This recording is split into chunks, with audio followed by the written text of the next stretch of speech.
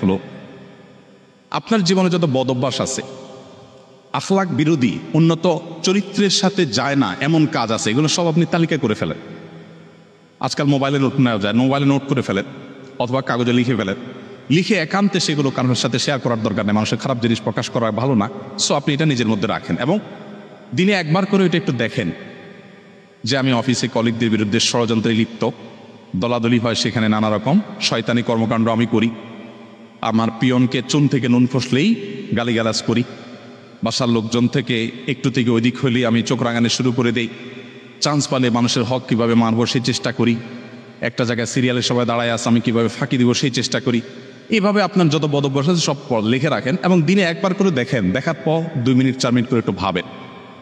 দেখবেন যে আস্তে আস্তে আপনার মধ্যে এক ধরনের বোধ কাজ করছে যে আমি কিভাবে ভালো হয়ে আসতে পারি, সে তাগাদা, সে তাড়া আপনার ভিতরে অনুভব হচ্ছে এবং একটা একটা করে টার্গেট করে করে জীবন থেকে সরিয়ে ফেলেন।